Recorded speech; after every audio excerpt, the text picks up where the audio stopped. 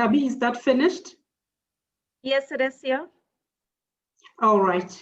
Good afternoon and welcome everyone to one of the MDDA's or even country's most important events as we today commemorate Black Wednesday by this fourth estate.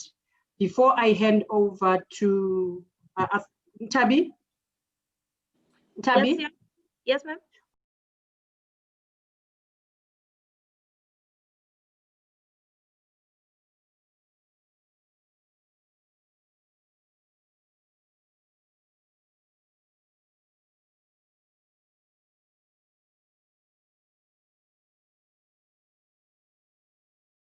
All right. The person who's going to speak after me is the board, isn't it?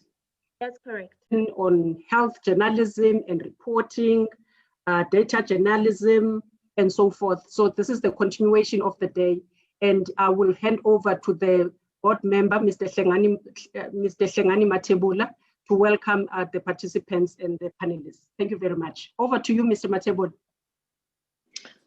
Good afternoon, CEO, and good afternoon to the panelists and everybody that is here.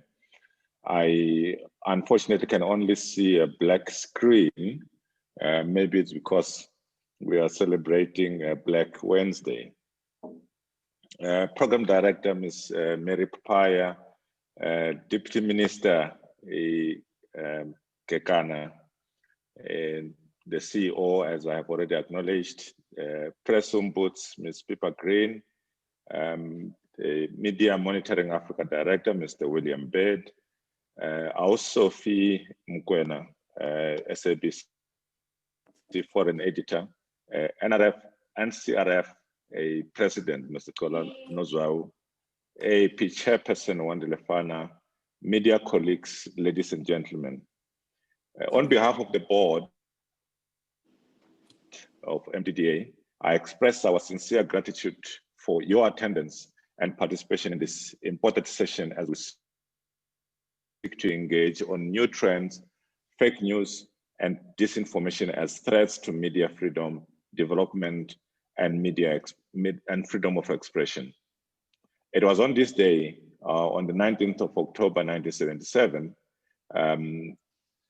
when just after the death of the Black consciousness leader, Steve Bantu Biko was murdered in detention, when the minister or then Minister of Justice, Jimmy Kruger, arrested editors and banned the World, Weekend World, Medupi Writers Association, the Union of Journalists, of Black Journalists, amongst others. He also banned 19 Black consciousness organizations. The apartheid regime further detained key writers such as Joe Trolwe, Matata Tsedu, and Matera, who were tortured in prison, and on their release, they were slapped with 5-year banning orders.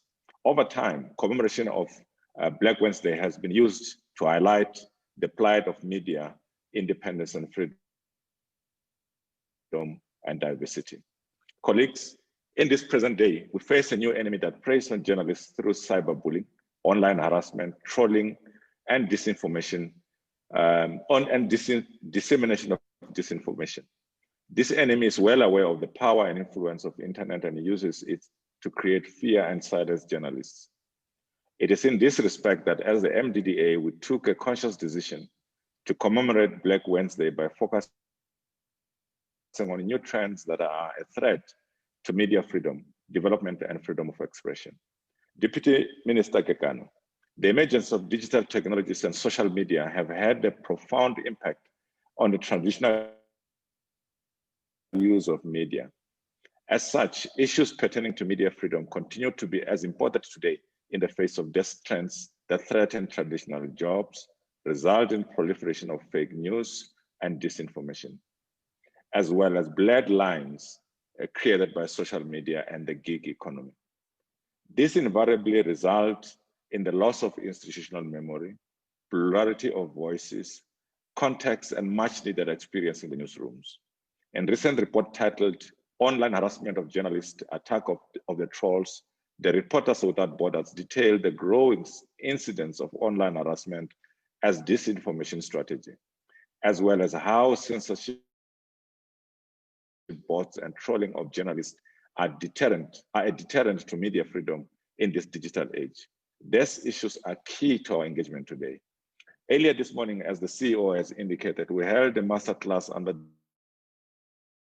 the theme, Decluttering the Noise, a Digital Age Media Practitioner. The masterclass was aimed at community and small commercial media journalists and sought to equip them with skills of effective reporting in this data-driven citizen journalism environment. The sessions, amongst others, included fact-checking by Kate Wilkinson from Africa Check, health journalism by Health E-News senior writer Ponzo Pilane, and the introduction to data journalism by Paul Plattinger from the Human Sciences Research Council. Going forward and in pursuit of our mandate, the MDDA, in collaboration with the industry partners, will conduct more in-depth training on this and other imperative capacity building measures. This will be aimed at community and small commercial media. This is a quest to capacitate a new crop of ethical journalists that are able to sift through the rubble, verify information, and publish the truth. Colleagues, participants, on behalf of the MDDA board, the management and staff, I once again thank you for being part of this important engagement and look forward to your insight and valuable contribution to this session. Thank you so much. Thank you very much, Mr. Matebula, board member from the MDDA. The program now is going to be, sorry, it looks like I was mute. We're now going to hand over to Ms. Mary Papaya to drive the program. Over to you, Mary.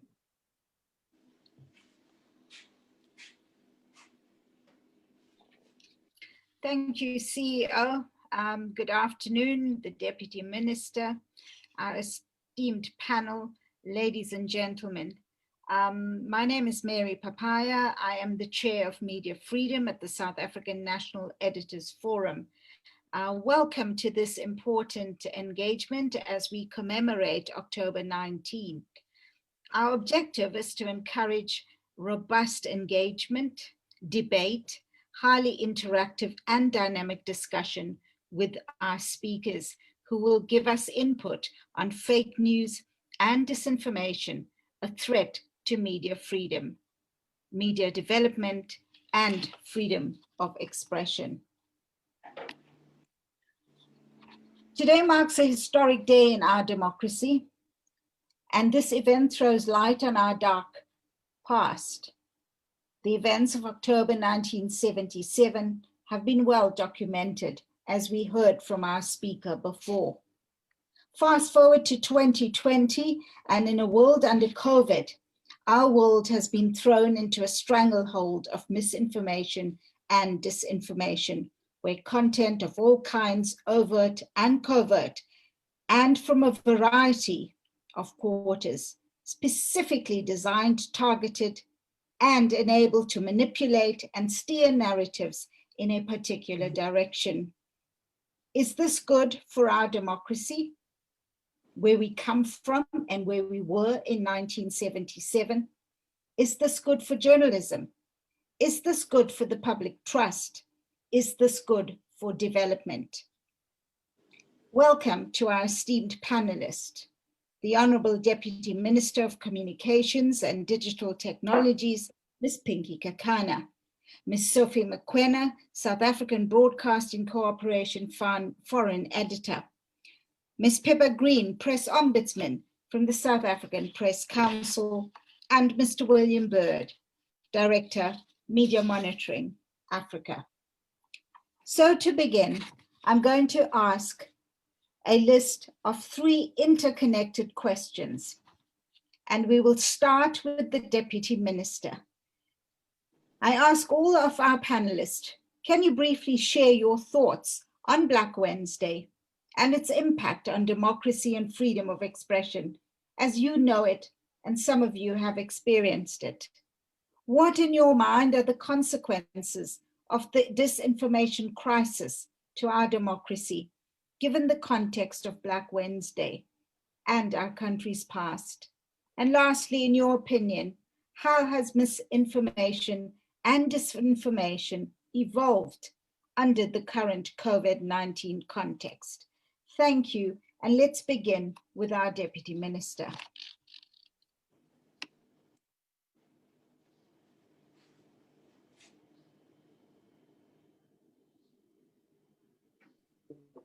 Thank you. Thank you very much, our moderator and Son of Media Freedom Chair, Ms. Papaya, the Press Ombudsman, Ms. Pippa Green. Let me also recognize the member of MDDA board, Mr. Ngani Matebula, the Director of Media Monitoring Africa, Mr. William Bed. We also have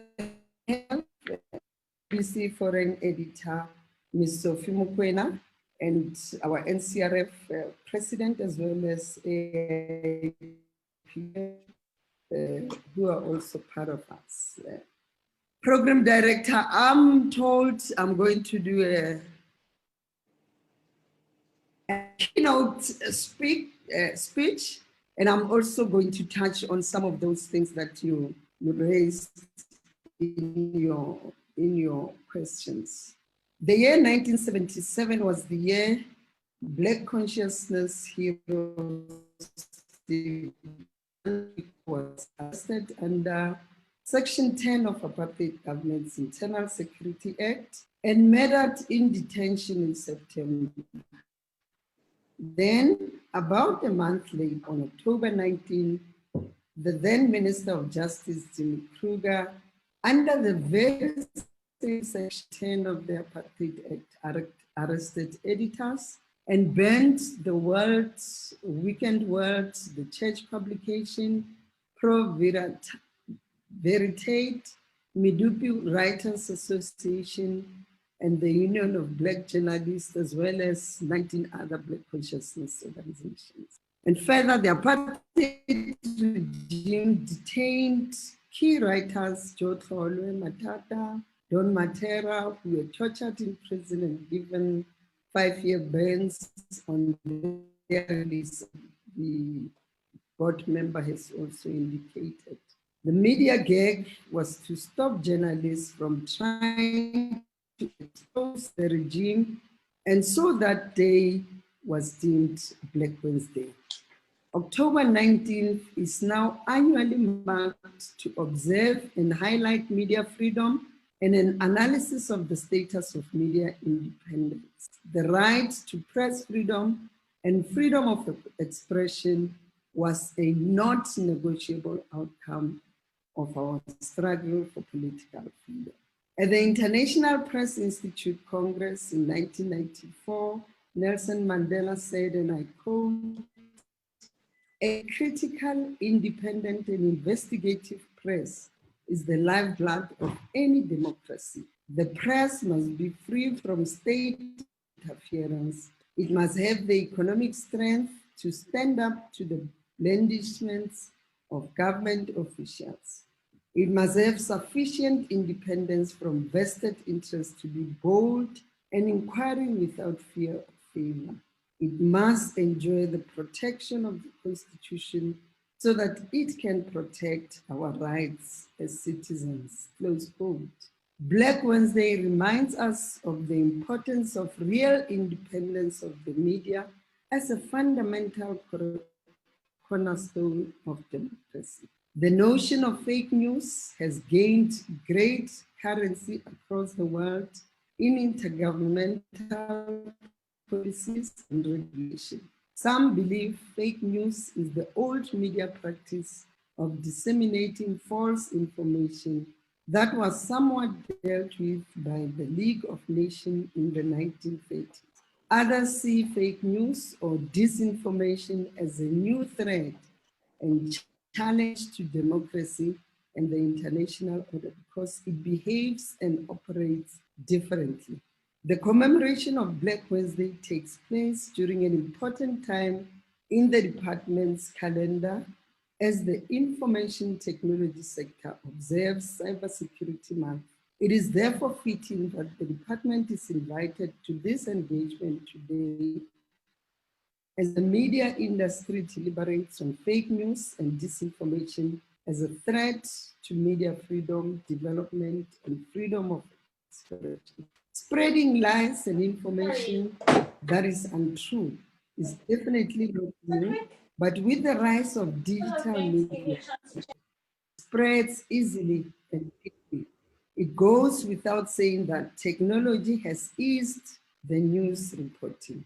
Smartphones and other technology gadgets enable journalists to record, edit, package, and file stories anywhere on the go, but the X that hangs over a newsmaker's head is that before information can be verified or disputed through fact-checking, it has already gained traction, has influenced society in some shape or form, and made its mark.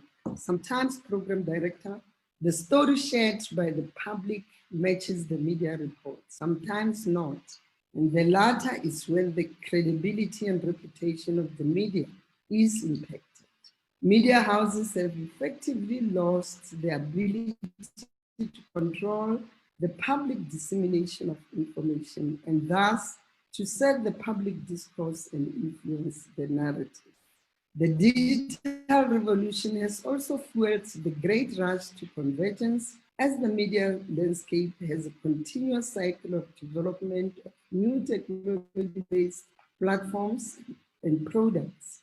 Furthermore, citizen journalism through this platform has reduced the number of traditional media roles like news reporters and photographers, inadvertently resulting in downsizing and job losses in the traditional media sector, while creating new roles of online fact-checking, mobile journalists, and other things still to come. Most importantly, though, there is the abuse of technology and its use to target, censor, and spread disinformation. And in 1977, journalists fought the apartheid beasts. Today, this beast is misinformation and disinformation, which are used to create panic and disorder, and quite frankly, even censor journalists. Governments are making a concerted effort to counter this widespreading activity, and there is significant research being done as well as trends to be watched and studied. There are calls to establish policies and legal barriers to the spread of harmful untruths online, and also demand to achieve greater transparency of the algorithms used by information service providers who manage and curate information. There are calls for the attempts of use to adhere to human rights standards and develop ethical quality standards regarding due diligence of their media services. The department has created various interventions in the fight against fake news and disinformation in South Africa. And in 2018, the Cybersecurity Awareness Portal was launched for national engagement of citizen online safety. William Baird, who is part of our panel, set up Real 411 earlier this year, and the department entered into this collaboration at the beginning of the pandemic's lockdown of South Africa to ensure that fake news of COVID-19 was kept under control through similar collaborations with Facebook, with Twitter, as disinformation about the coronavirus can literally threaten lives. And so we also launched the COVID-19 fake news reporting lab. And as I conclude, while public authorities and politicians might be media savvy, with the plethora of media tools available at our fingertips, we need to understand, appreciate, and respect the role that the independent and pluralistic media plays, combined with the internet freedom in an open and democratic society. And I urge media owners to invest in their newsroom and business models to fight fake news. And I challenge various institutions like academia, research houses, corporates who benefit from media coverage and the media themselves to play a role in strengthening the media landscape and to look at strategies for social media engagement that disarms the spread of disinformation and fighting fake news. Thank you very much. Thank you, Deputy Minister, for that very thorough and expansive introduction into what is likely to be a very poignant discussion. Based on that and the three pointed questions that were put to each of the panelists, may I now, Minister, now that you have spoken, move on to our second panelist, Ms. Sophie Mokoena, to share her thoughts on Black Wednesday. What in her mind are the consequences of the scourge of disinformation in our democracy, and in the context of Black Wednesday, where we've come from? And lastly, how has disinformation and misinformation evolved under the current COVID-19 context? And the same questions, if our next two panelists could proceed with. Thank you, Ms. Mokoena. Thank you, Mary, and thank you to panel members and the DM. In the first place, I would like to really commend the people who came before us in this industry, particularly those who participated on that fateful day. And the day itself demonstrates that the media is an important pillar of democracy. It is for that reason around the world, when governments don't find pleasure in their relationship with the media, to try and convince them or influence them in terms of what they are doing, particularly on issues of human rights violation, failure to deliver services, failure to be accountable, they will always target the media. And we really appreciate the fact that our forebears stood firm to ensure that they protect the independence of the media, and also making huge sacrifices, as you have mentioned them, and maybe dates back to many other people, like those who were there before 1977. Those who took part in trying to create a platform for people on the continent, and particularly in South Africa, to have a say and also to express their views in terms of oppression and discrimination, be it colonialism or apartheid. Now, turning to today, we have similar challenges. Things might be better this time around, but we still have similar challenges, particularly around the world, where governments are still not comfortable with the fact that media is always there to tell a story of ordinary people, but also to expose the wrong in the society, but also what is being done by governments around the world on issues of human rights violations, and also oppressing their own people. Now, turning to fake news, growing role of social media has muddied the waters on what is credible and what is not. And sharing is not caring anymore. It's downright dangerous. Fake news is in itself contradictory, because news by its very nature cannot be fake. News means truth, fact, or a version that is at least close to the absolute truth, given that journalists do have their own leanings on issues which are hard to ignore or of public interest. So we should move away from using the language or the word fake news. False information would be one way to say it. It is a term that has been used in the highest echelons of power to divert attention from information that is uncomfortable for some, and it is quickly transferred to social media platforms that are often given life to misinformation. In other words, the very same social media can exacerbate the so-called fake news or downright lies. We need to teach the young generation about how to consume information that is credible. They must be able to check sources, read widely from different news sources to confirm facts. In other words, they shouldn't accept information just from the face value. There's so much information out there, and a young generation that is consumed with information find it difficult to decide what is real. And it is critical for us to remind them all the time to really read and read and read and check. The former Chancellor of President Donald Trump, Kellyanne Conway, coined the term alternative facts. That's how it has evolved. How does that work when we are dealing with a public health emergency that is COVID-19 and science?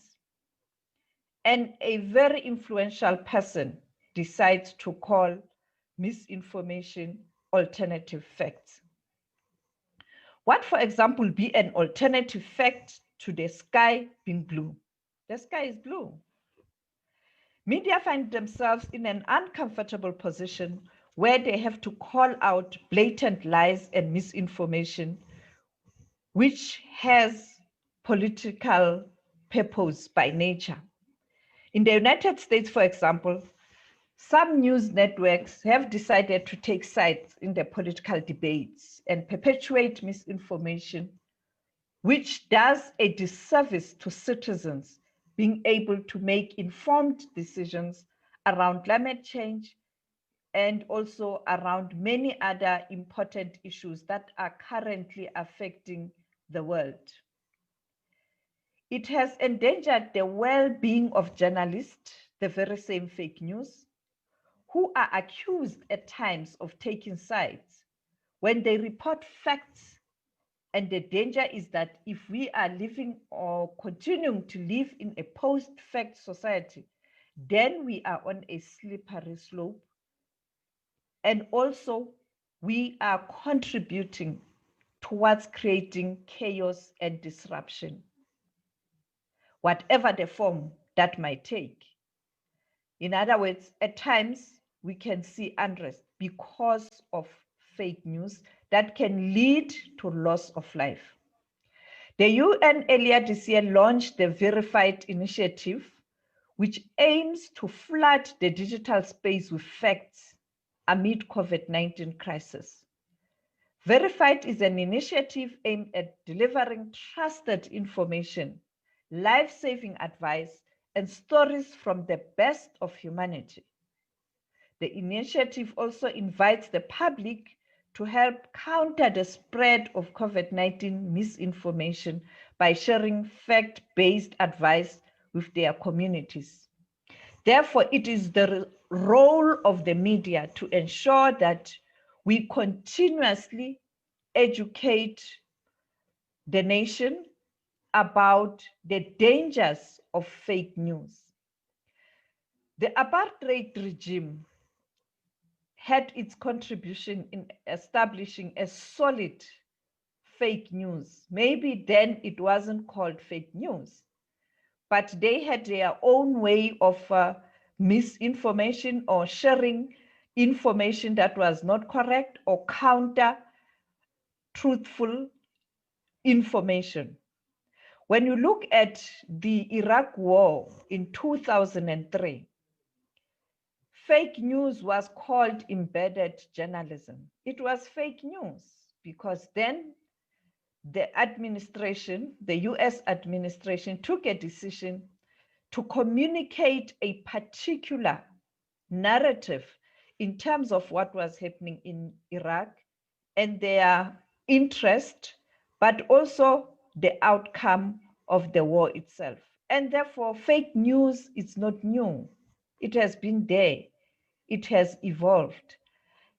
And it is for us now to ensure that as journalists, we always take a conscious decision to counter fake news. As we do that, we should be careful. We shouldn't find ourselves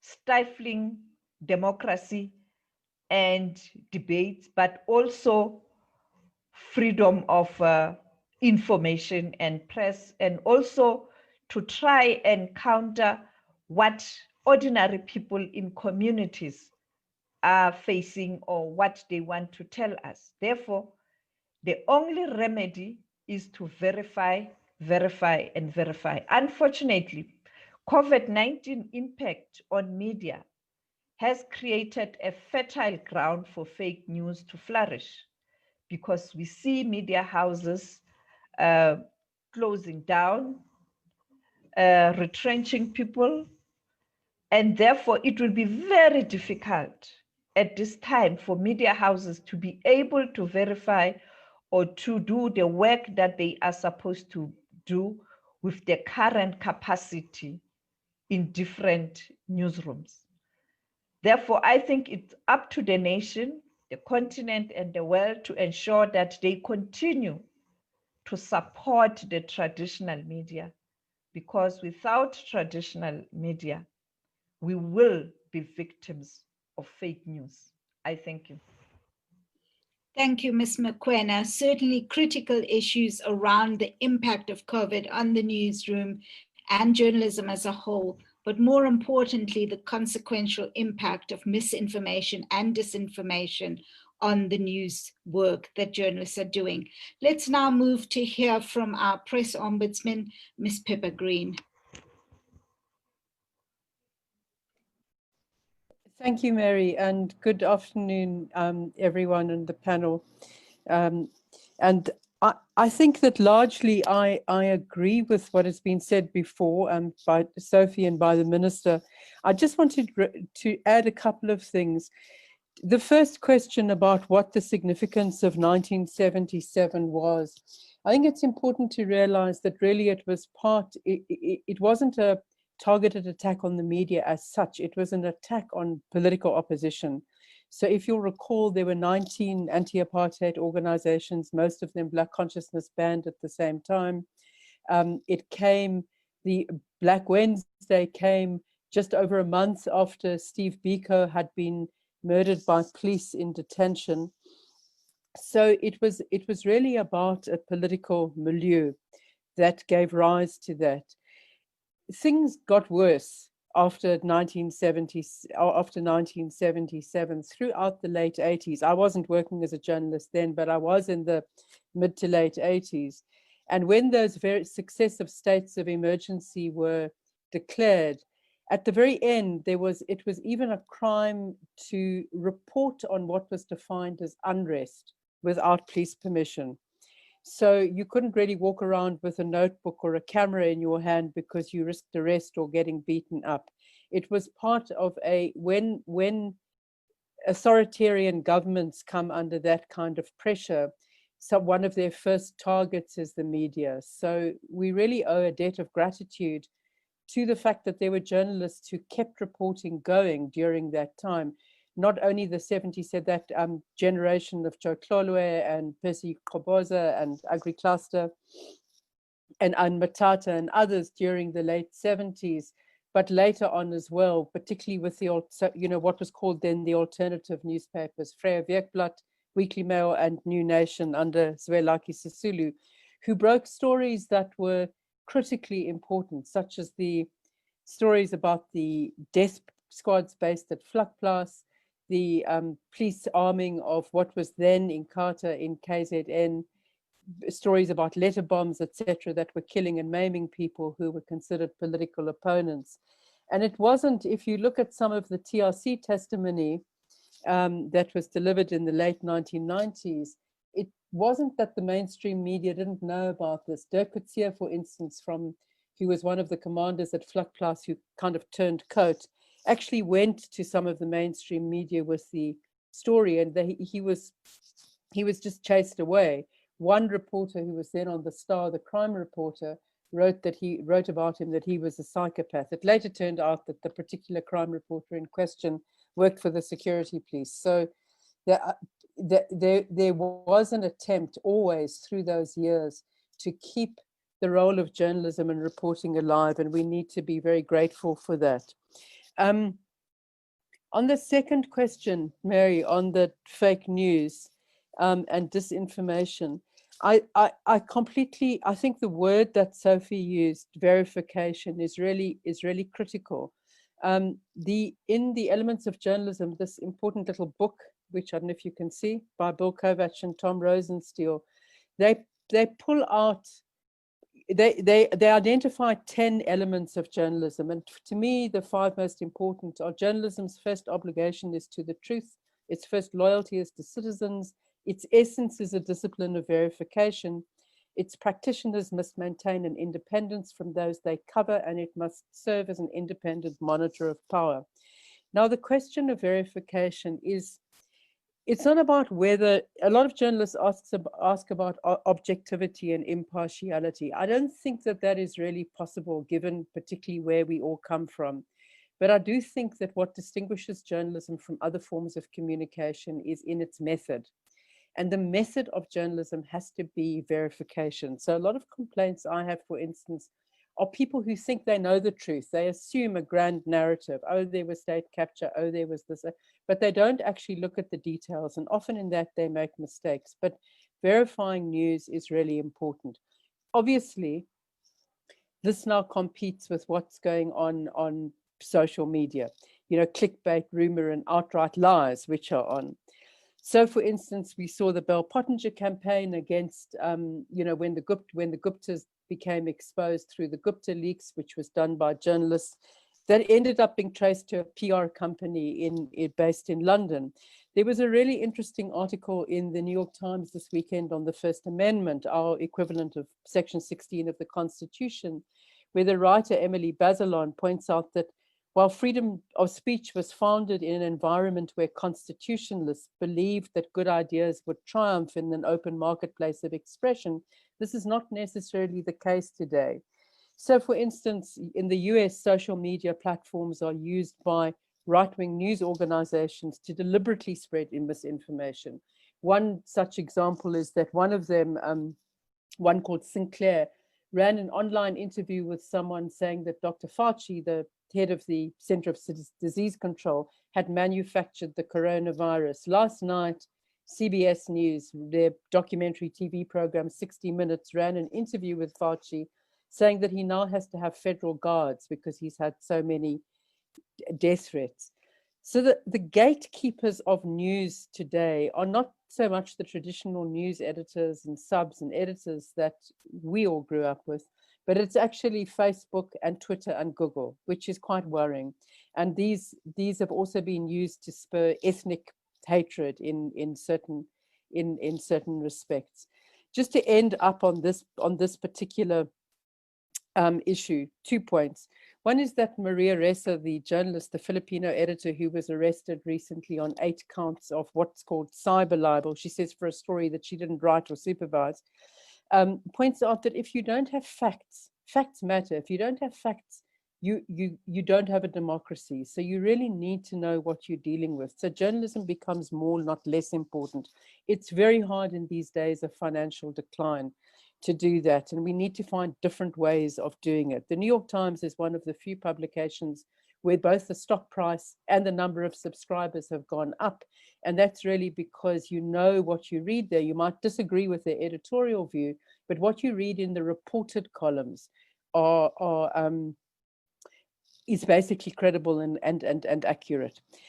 I think that one of the mistakes we've made here is to, for instance, in broadcasting, where radio is the most important purveyor of news for, I think, some 38 million people around the country, that a big mistake has been to kind of follow in broadcasting what we've done in social media.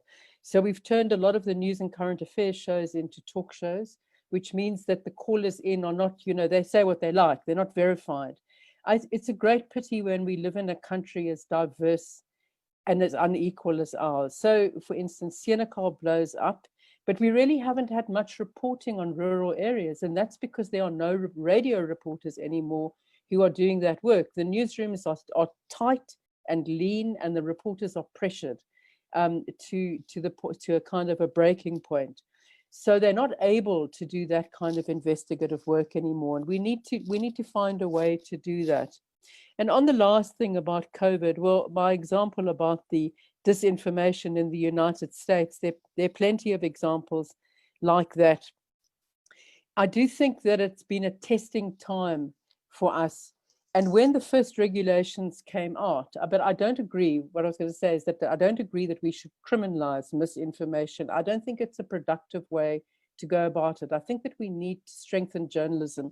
But when the first regulations came out on level 5, you'll recall that misinformation or fake news, it was a criminal offense. And in fact, at least one person that I'm aware of was charged with that. I think when you start criminalizing information, you run into problems. You run into the kind of problems that Maria Ressa is facing in the Philippines, for instance. And that's a kind of a tool of an authoritarian state. And the way to counter fake information is really to strengthen journalism. And if our platform has to be technological, has to be a platform on the internet, then we've got to learn better ways of how to use that rather than our traditional platforms. And we've got to enhance our credibility to do that. So I think that, so we can tell the stories that matter on, climate change, on COVID-19, on science and corruption much better than social media can, because we can tell them with accuracy and with empathy. Anyone who's been on Twitter for 5 minutes will notice the lack of empathy. So I think that that's the legacy that we need to carry on from the 1977 generation, the brave stand that they took. Thanks, Mary. Thank you so much, Pippa, and thanks for the correlation and the strengthening of the discussion based on 1977, 2020, and certainly your point about the strengthening of newsrooms and journalism, and particularly linking it to the American falsity that we that is so blasé out there. Can we now move to Mr. William Bird from Media Monitoring Africa? And William, I'm sure a lot of what Pippa has said is stuff that you've encountered. And if you can please take us through your 5 minutes of input. Thanks. Good afternoon, everyone, and thank you very much to the MDDA for organizing this. And thank you to Mary and the other speakers who I think have made so many excellent points. It's made my job a lot easier being the last on an excellent panel. So I think that one of the key elements to add on to the points from the minister, deputy minister, and from Sophie and Pippa is the importance of an institution like, in fact, the Media Development Diversity Agency, especially where we have such a different and diverse and unequal country. This is the necessity of having small media to be able to go into places that other media can't. The ability to have media diversity, but not just in ownership, but in perspective and in views. And when we talk about that, we must take into consideration the point that Pippa made, which is that it's about a method. It's about the difference between journalism and whatever crap you can find on social media is that journalism has standards. There's a whole system that allows and facilitates it. So if we don't like what we see on SABC, we can complain to SABC, we can complain to the Broadcast Complaints Commission. If you don't like what you read on online entity that belongs to the Press Council, you can take your complaint to them and it'll be heard. There's process, and that is about supporting and sustaining democracy. And so I think that as we look at this, part of where we are now is that, yes, completely agree. We have to have better quality journalists. We need more journalists. We need more journalism now, not less. And we need to be able to be offering that diversity. But we're also facing an unprecedented threat from disinformation. It's extraordinary just how this tool is being used, to the extent that, you've got the President of the United States actively pushing disinformation about his own electoral system in an effort, it would seem, to say that if the elections don't go the way he wants, then he might query whether or not they're legitimate. You know, you've got, so it's not just that it's pervasive, it literally is occurring on the highest levels in well-established democratic countries like the United States. We've seen very, very similar playbooks being played out in the UK and in other countries around the world. And there's no reason to think we aren't going to be subjected to exactly that same kind of thing. And in fact, what we've witnessed recently is that we have been seeing that. So to give an idea of some of those trends that we've seen over the last few months, you know, we've been working with a whole range of excellent partners, looking at some of the disinformation around COVID. And you've got these people that just put out active COVID denialism. You know, it's just like Holocaust denialism, and it's just like AIDS denialism. It's people that are fundamentally out of touch with reality, not necessarily that they believe the kind of nonsense that they put out there, but that they adhering to some kind of fruitcake series of ideas that suggest that this is all just a made-up thing. You know, all those, that million people now who've lost their lives, that's just made up by pharmaceuticals or Bill Gates or the Chinese or evil white people or evil black people. Like, whatever the approach is, they can find someone evil to blame for it, and then they push that line. And here's the thing that's so powerful about disinformation is that what they're seeking to do, right, is to do the opposite of what journalism does, which is inform you and let you know what the hell is going on so that you can take an active decision. What disinformation has to do, and all it has to do, it doesn't have to convince you that their position is correct. All they have to do is introduce sufficient doubt that you no longer know what to do. The moment that happens, you can't participate as an active person in a democratic state. The moment you don't know, do I believe this person or that person? Well, I don't know what to do. Maybe I just have to wait and see. That's exactly the kind of thing that fuels an entrance for, you know, some kind of hyper-populism or certainly an authoritarian approach, things that undermine and can fatally destroy a democratic country. So you see these people that are pushing this idea that masks don't work, that they're not effective.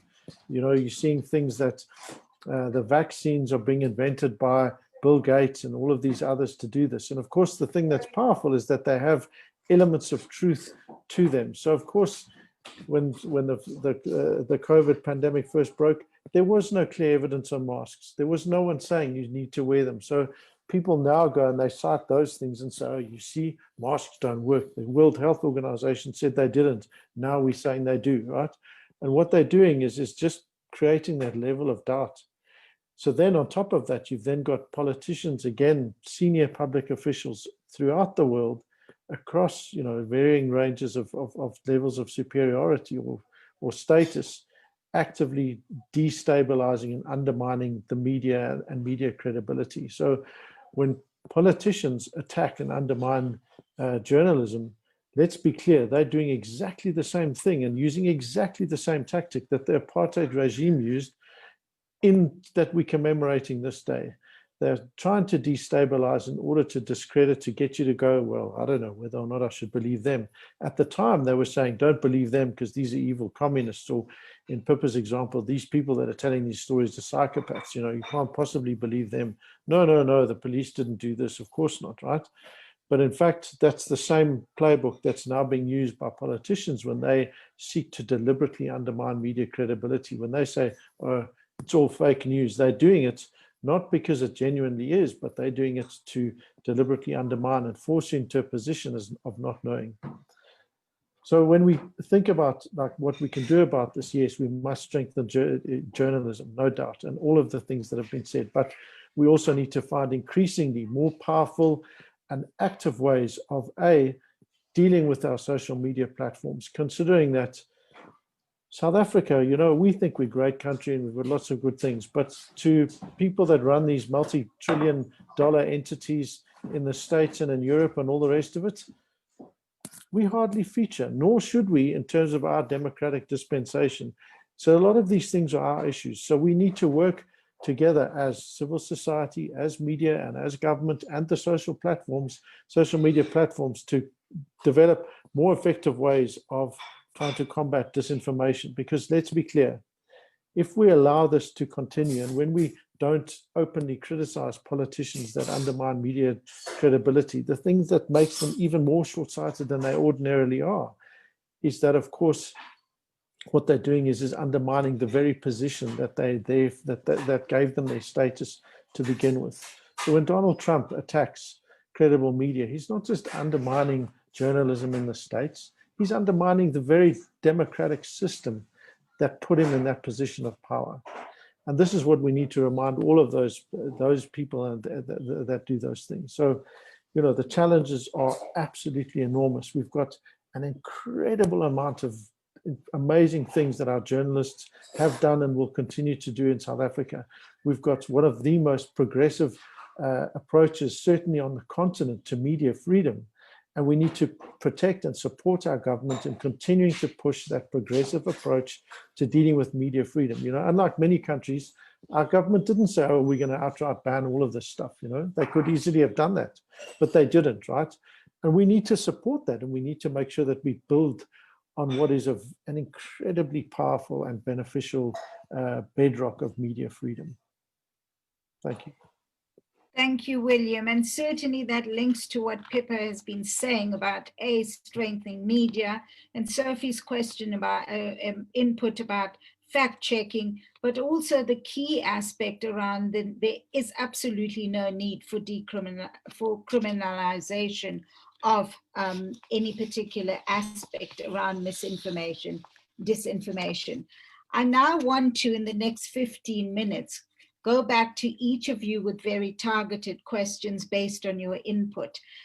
Deputy Minister, I gather you're still with us. I'd like to, you spoke a lot about the policy aspect in your department. One of the things in particular is the new audio and visual content services paper. And perhaps tell us, what are some of the key issues that's contained therein, and how can this help us build credible media? And in particular, to what Pippa and both Sophie pointed out, the strengthening of our public broadcaster.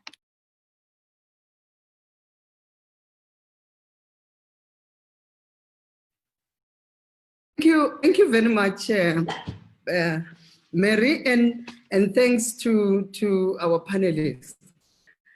I think if you look at the white paper, it's sort of replacing the initial one, because we also needed to the 1999 one, because we also need to look at how some of the new ways of consuming content is coming through to all of us. So we trying to, in a big way, see how media convergence and other things that we need to look at, including strengthening our MDDA and making sure that we are able to strengthen the public broadcaster on some of the things, including how ICASA can also deal with some of the challenges that, or shortcomings that also confront us. So we sort of looking at how we harmonize the audiovisual broadly, but also attend to some of the things that may also overlap into the broadcasting and other digital and multi-channel platforms.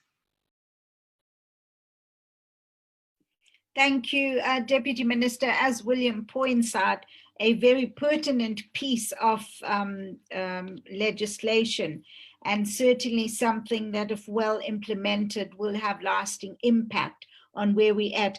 Before you leave us, the World Health Organization, together with the UN specialized agency partners, recently called on countries to engage and listen to their communities as they develop their national action plans, and to empower communities to build trust and resilience against false information. Now, where is that discussion in your department, and certainly in what is government's response? And I ask this specifically linked to what Pippa mentioned about the lack of voice when it comes to rural communities. Thanks, Deputy Minister. I think what Pepper raised is very critical, and that's where the role of MDDA becomes very, very important. Because if you look at our mainstream media these days, it's catering more on your middle class people. It's taking care of people who can more read English and Afrikaans, your middle class people. And the focus is more on how they can be able to get adverts. It's no longer more about ensuring that communities get information, but it's more about, you know, how much money do they make? Even,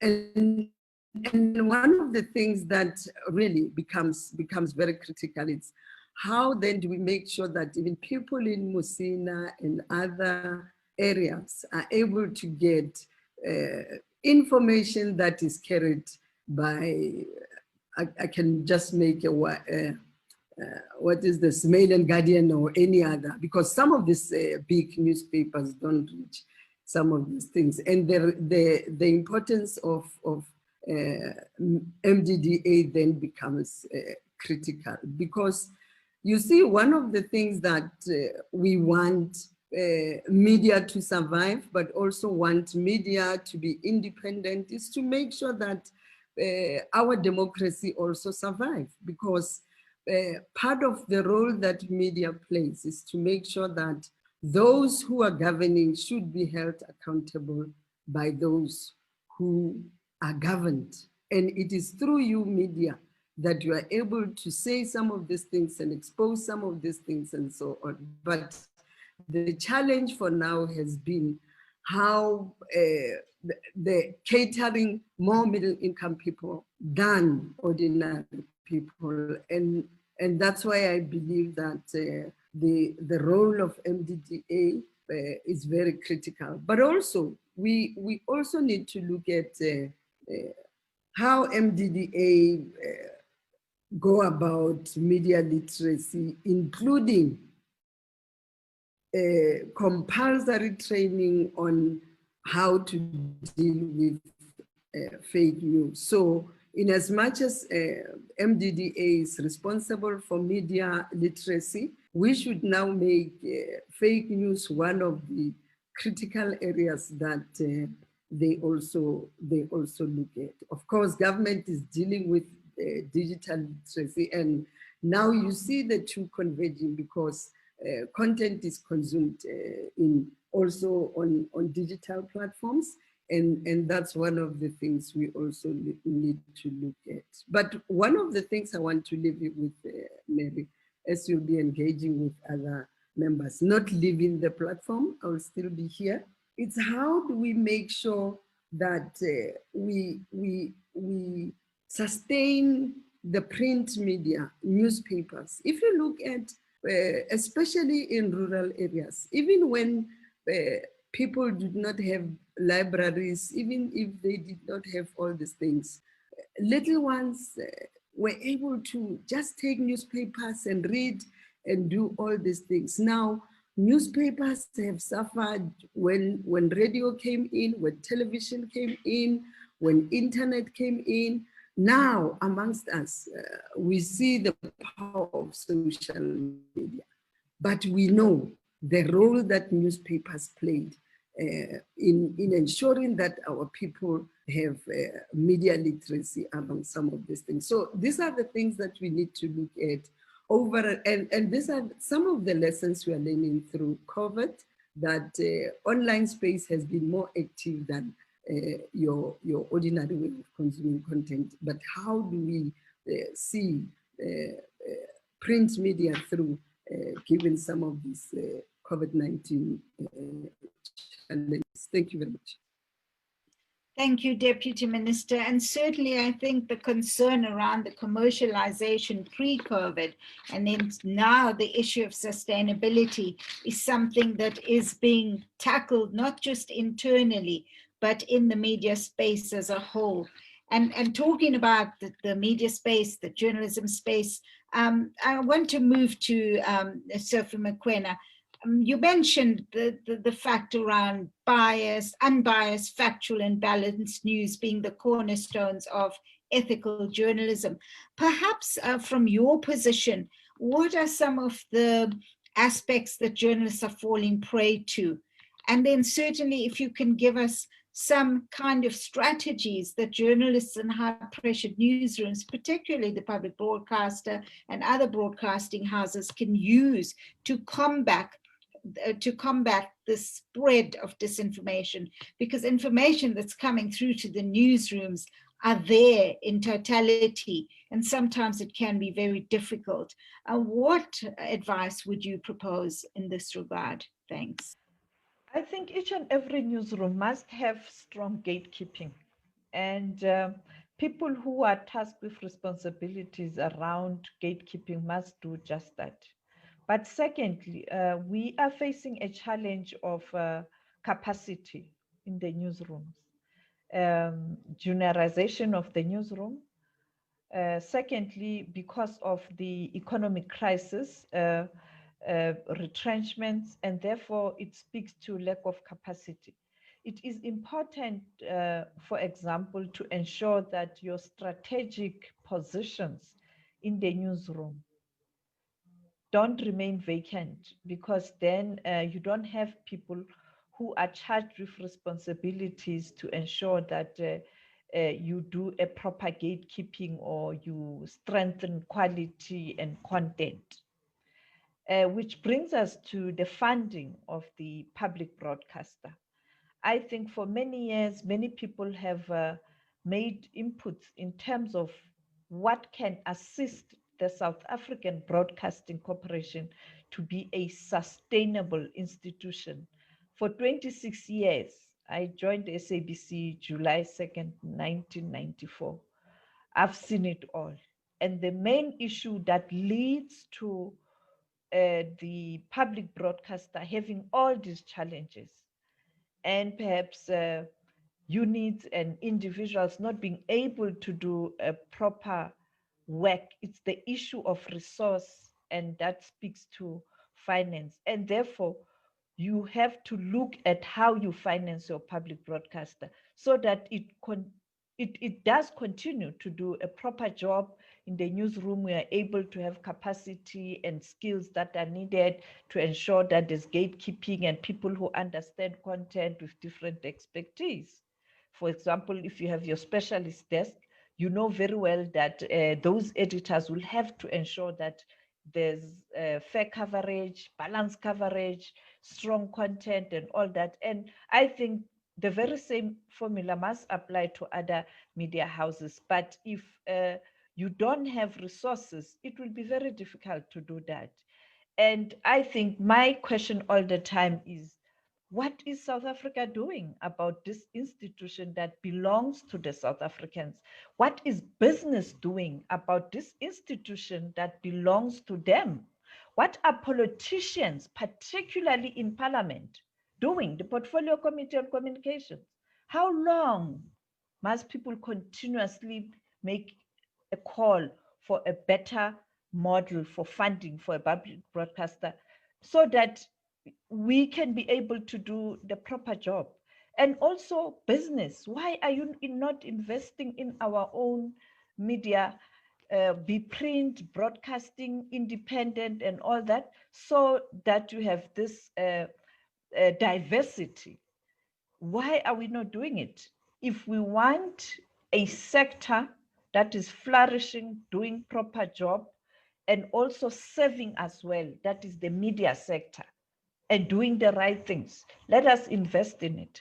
But also for those who are still there, let us continue to do our work without fear or favor. Let us not be intimidated. Fake news sometimes is used to suppress information when people don't agree with you. Don't waver. If you've done your job, you've done your proper investigation, you are definitely sure about your facts, stay focused, don't waver.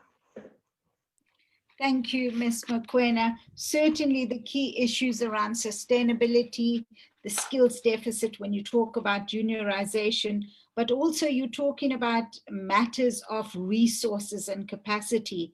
Now, if we move to our press ombudsman, Pippa, certainly journalism is not a winner when corrections are to be made, and some constraints that Sophie has raised can lead to poor journalism.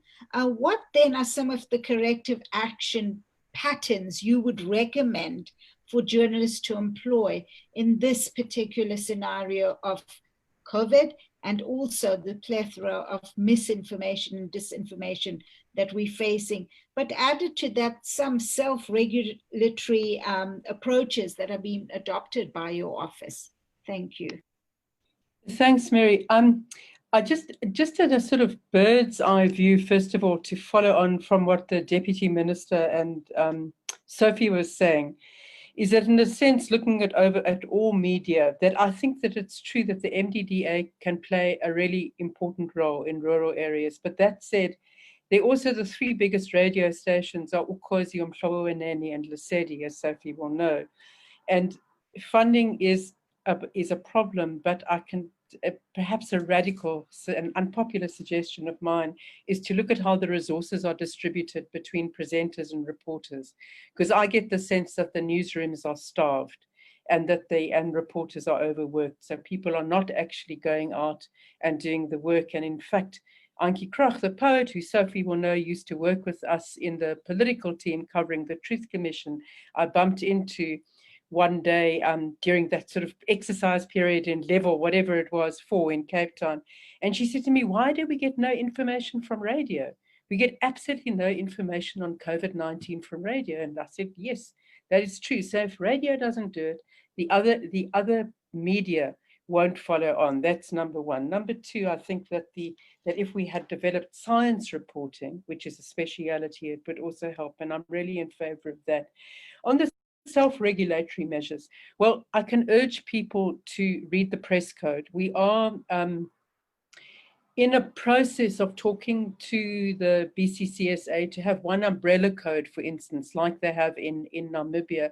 And the first clause of the press code is that the reporting has got to be truthful and accurate. Amongst one of the most common complaints I get, well, there are two. One is right of reply, and the other is presenting allegation as fact. So that to go back to this word again, verification, one really has to make sure that one knows the difference between allegation as fact. There's this book as well, which is quite useful by my predecessor, called Decoding the Code by Johan Retief, which takes journalists through the code sort of point by point. But, you know, we do get a lot of complaints, about 500 a year, of which about a quarter come for adjudication. They can't be settled. I do have quite a lot of sympathy for journalists who work in lean newsrooms, who don't have the time to follow up, and for editors who are absent. In other words, those gatekeepers are absent. But unless we get it right in the main media, and that's kind of the main newspapers, radio, television, we're going to recirculate fake news kind of endlessly. And I think that in a sense, I've certainly seen that happen with some of the political stories that have come into, that have complaints that have crossed my desk. And I'm not sure if I answered your other question, Mary, about what we can do. I think you sorry, have. it's not when corrections are made. Yes, it's not a winner when corrections are made. And I think the only thing we need to do with COVID-19 is and you know, the crisis we're in at the moment, is one of my suggestions is to develop science and health reporting. Because of the leanness of newsrooms, those dropped off the radar. the time for them, the time for climate change reporting has never been more appropriate than now. Thank you, Pippa, and certainly some important information from your office there. William, we have a few minutes left before we close shop on this part of the discussion. You spoke, we heard from the journalists, experts around the skills input into the newsroom. You've mentioned on the chat the issue around skills for the public, focusing particularly on children and adults. Your organization has endeavored to combat the scourge of misinformation and disinformation. Perhaps now draw us to the areas of concerns and some of the strategies that the public out there can use to combat the disinformation narrative that is out there. Thanks. Okay, lovely. So I think that there are a couple of things. The first is to know your credible media. So you should be following media that you know exist in reality. Sometimes we've seen it's not as prevalent these days, but we did see initially sites came up and they would be things like SABC2. And it would be spelled SABC-TOO or variations of that would then pretend to be SABC News, but in fact weren't SABC News. We saw that, a number of sites being mirrored like that. So it's always a useful idea to check it. So the first tip for any person is, if you get something and you start to instantly feel either very anxious or incredibly angry or very fearful, that's often one of the biggest key indicators that this is probably disinformation, because disinformation works by pushing your emotional buttons and getting you to wash over any of the glaring logical problems that there are with a story. While news itself may make you angry, if you hear reporting on things, it's not the news story itself that'll tend to do that, and that's just very poorly constructed. But what news does is it will leave you feeling more informed and having a sense of what's going on. So the first thing is, if you get content where it says things that just leave you feeling very anxious or fearful or angry, probably that's a key sign of disinformation. Then start to look for things like links. If the story has a link to a website, check that it follows through to that actual credible website. Very often they link to either phishing scams, or they link to sites that don't themselves have any evidence. If people say the World Health Organization says this and they can't provide a link that takes you to the World Health Organization, chances are you should be very cautious of just accepting that, precisely because there's so many pseudo medical things now. Allow yourself to be guided by what other media are saying. It doesn't mean necessarily accept it without being critical, but certainly you should have a healthy dosage of at least being skeptical of the kind of content that you receive. And when you're getting these things on social media platforms, particularly WhatsApp, if you're getting a voice note from a concerned thing or a doctor who says this, 9 times out of 10, those things are completely made up, so listen to it if you like, but then dismiss it, check it out. If there is really a big story, our media will be covering that story. You can bet your bottom dollar. So if you see something and it's like, oh, wow, these and these people have been arrested, or, there's an upsurge in human trafficking, look at our media. The fact that it isn't there is telling you it's because it isn't going on. So use those as kind of basic guidelines to give you a sense of what is and what isn't happening. And if you see things that are dodgy, you need to report them so that we can try and work with the platforms to get them removed. So that's why we've set up Real 411. Thank you so much, William. On that note, we've come to the end of this very exhilarating and important discussion. I wish we could go on and on, but I'm told that we have to hand over. The Honourable Deputy Minister of Communications and Digital Technologies, Ms. Pinky Kakana, thank you. Ms. Sophie Mokoena from the South African Broadcasting Corporation, the foreign editor, thank you. Ms. Pippa Green, Press Ombudsman from the Press Council, thank you. And Mr. William Bird, Director from Media Monitoring Africa, thank you. For me, Mary Papaya, it's been a pleasure to chair and moderate this. I'm now going to hand back to the CEO of the MDDA. Thank you, MDDA, and thank you, Ms. Kiswa Portier to take us through to the end of the session. Thanks very much. Thank you, Mary. One day we must talk about licensing regime and regulatory parity of all these things to make sure that we make our media, especially the public broadcaster, to survive. I noted what Sophie said, and we'll take it up amongst ourselves as this panel one day so that we engage on these matters. Thank you very much. Thank you, Deputy Minister. Ms. Portier, are you still with us? Yes, I am. Mary, thank you very much. Thank you very much to all the speakers. But before, Mary, we close, we had two sector bodies with us, the Association for Independent Publishers. We were expecting the NCRF as well for just words of support. I think I'll hand over briefly to Mr. Warafana, who is also the chairperson of the AIP. Over to you, Wara, before we wrap off. Okay, good day, guys. Good day, everyone. Protocols observed. I think it's been a great day, and the celebration of Black West Day as a victory of freedom of speech must always be a constant reminder of us not to take our freedom for granted, and especially during these trying times. And we must always remind ourselves that as much as we live in the advent of fake news and disinformation, we have, however, become participants, and we should be very, very be careful about it. And to what the speakers have said and the information that they've given us, it is clear that there is a lot of reinforcements that need to happen in the industry. I think, especially at the press council, I think the regulation has to be much more stiffer, or there must be ways that should be created to curb such situations.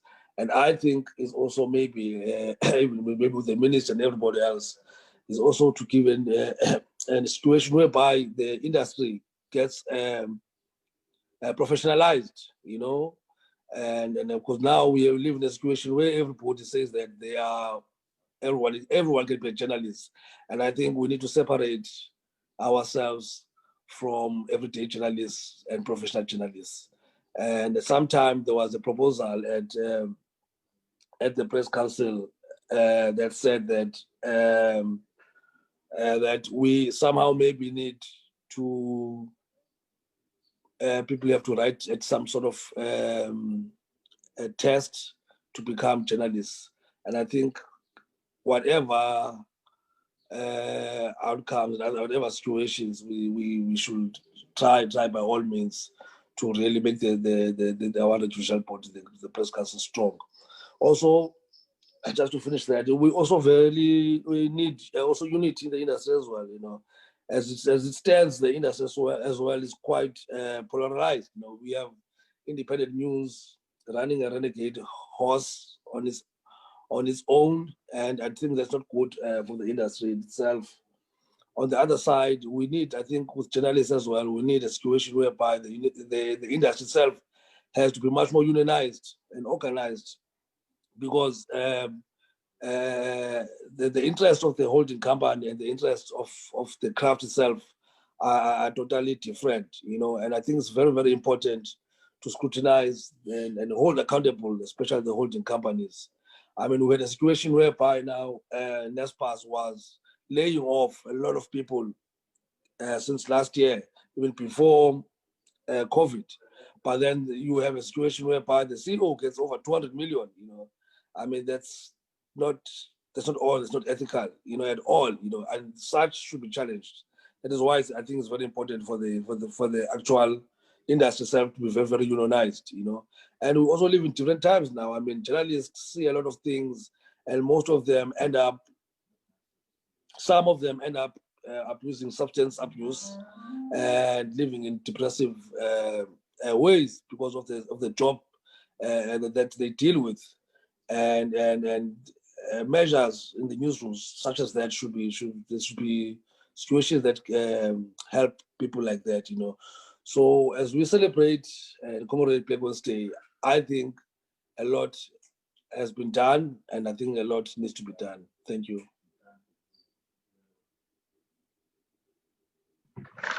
Thank you, Wara, the chairperson of the AIP. I think at this point, colleagues, we are going to close. Honorable Deputy Minister Kekana, panelists, members of the media, participants, on behalf of the MDDA, I would like to thank you deeply from the bottom of my heart, honestly, for assisting the MDDA deliver on this very crucial topic, especially given the pandemic. Most of you or all could have been in other events. I know that this event in the afternoon competed with a SANEF event of similar nature, but here you are. Mary, thank you very much. Pippa, thank you very much. William, thank you very much. Sophie, siyabulela. DM, you know, when we call on you, I trust you to come. And for that, thank you very much. Thank you very much, Wara, and thank you to everyone that has graced the occasion today. For us, it is not only to commemorate this day, but to also empower and equip the third tier of the media, which is the community media. Indeed, with the tips that we got here today, with the information, so that this third tier also delivers credible information, credible news to the people of South Africa. With those few words, I want to say thank you, thank you, thank you. We have learned a lot today. I'm hoping that, DM, that we will have, all of you panelists, I'm hoping that we will have many more of this and not only wait to meet and gather here on this day, which is the 19th of October, that I think through continuous engagement, we can learn as the sector and we can assist one another. Thank you so much. Thank you. Bye. Mary Bye. and everybody. Wara. Thanks so Bye. much. Thank you. Thank you. Pleasure. Bye. Thank you.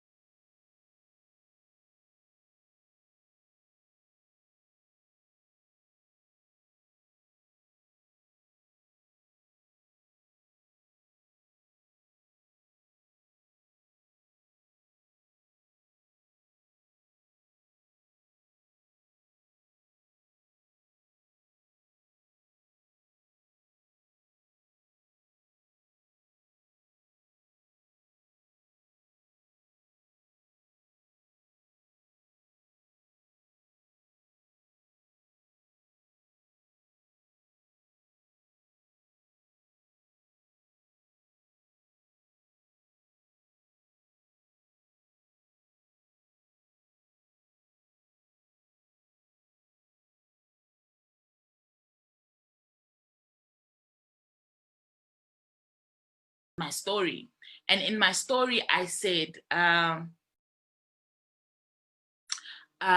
said that, you know, there is, I described the way she was dressed. So she was, and this is because I really like the outfit that she was wearing. Bisana, I hear that you've been wanting to speak, and I just saw the question from Marona. Do you still want to speak? No, that's okay, thanks. Somebody else has already Apologies said. about that. I didn't see it until now because of the presentation. I see Jonathan, your hand is up. Please go ahead and speak. Thank you, Ponzo, for the presentation. What I want to know, I've always believed already there's content that we call the niche content should have a space in community media, that being radio, print, or television. But that is not the case. I know when I was still with Soweto Community Television, Soweto TV, Mia Malan used to come and have some few workshops with the people, but that was not enough. What needs to be done for community media as a whole to also not operate like the commercial media as well as public media, but take this thing, health and other niche content that speaks to the community seriously? Thank you, Jonathan. That's a very important question. And that's one of the questions, like last year when I did the trainings we did training here in Johannesburg with community journalists and a mixture of mainstream journalists. We did a very community heavy training in community journalist training in Northwest and Rustenburg for Northwest and Northern Cape community journalists. And then we did one in Limpopo, where I was talking that's where I met Goho Media, and where we kind of trained Limpopo and Mpumalanga-based community journalists. And you know, after doing the trainings, I had to do an assessment and think about what is it that we needed to do. The training was 2 days. Is it enough? No, it's not. Like you're saying, I think our community media require consistent training, like a year-long training program. I think everyone, you know, not just community media, to understand and immerse ourselves in health science, in understanding, like, it's not just about, you see what I did in the presentation, it's not just about making sure that the science is accurate, but also making sure that you do not re-victimize victims, that you're using the right images and everything. And so I think the biggest problem is funding, right? I said in the presentation that health journalism is incredibly expensive and it's very slow, right? And these are some of the factors that we need to, you know, when we're approaching donors and people potentially to help us in making sure community journalists are trained. These are some of the issues that we also need to fix. So we need lots of money to be able to do this training consistently. Elsie, I see your hand is up as well.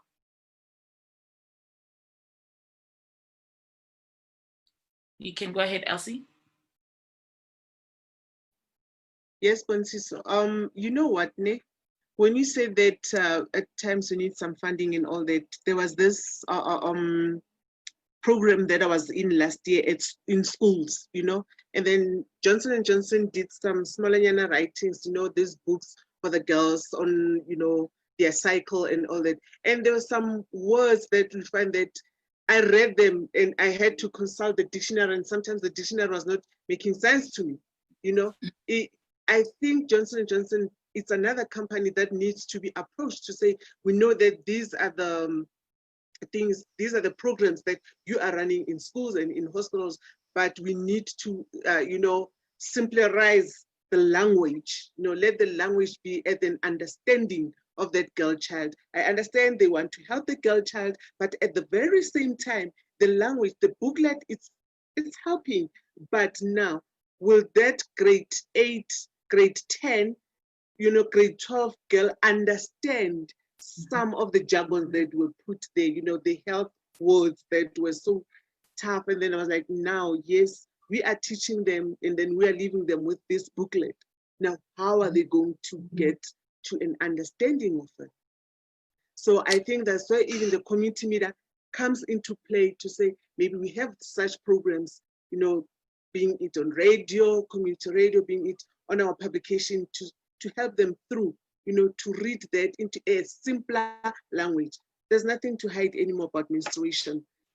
There's nothing to hide again about girls that, when you, from this age, this is what you're going to experience and all that, like before, where we used to hide. So I think